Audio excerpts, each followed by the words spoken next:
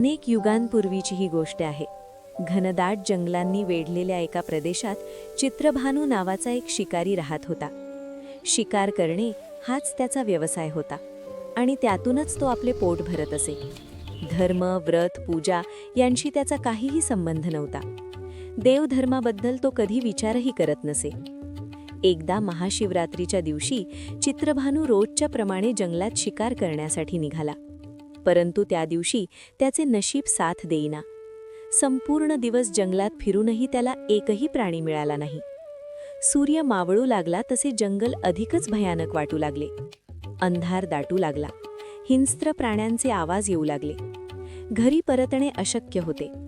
भीतीपोटी चित्रभानू जवळच्याच एका बेलाच्या झाडावर चढून बसला.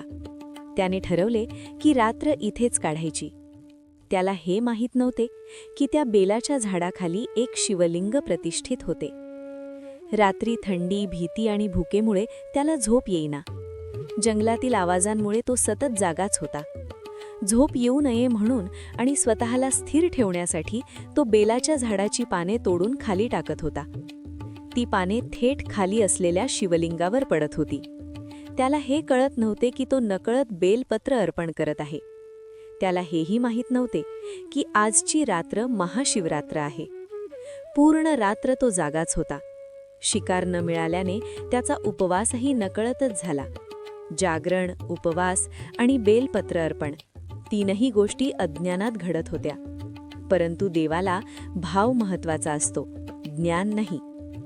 पहाटेचा प्रकाश पसरताच चित्रभानू झाडावरून खाली उतरला. तेव्हा त्याच्या नजरेस ते शिवलिंग पडले. त्याला आश्चर्य वाटले.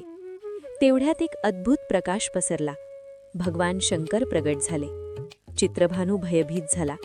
त्याने जमिनीवर मस्तक टेकवले आणि क्षमायाचना केली.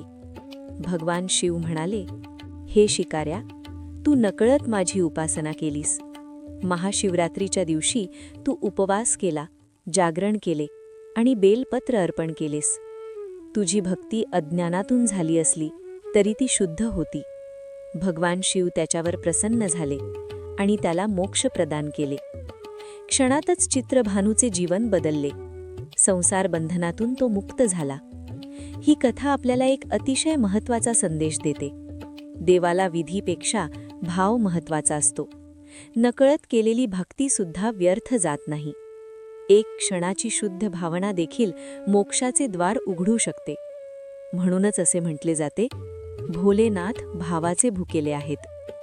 जर तुम्हाला अशाच पौराणिक, ऐतिहासिक आणि अर्थपूर्ण कथा ऐकायला आवडत असतील तर देवांच्या गोष्टी या चॅनलला नक्की सबस्क्राईब करा. हर हर महादेव.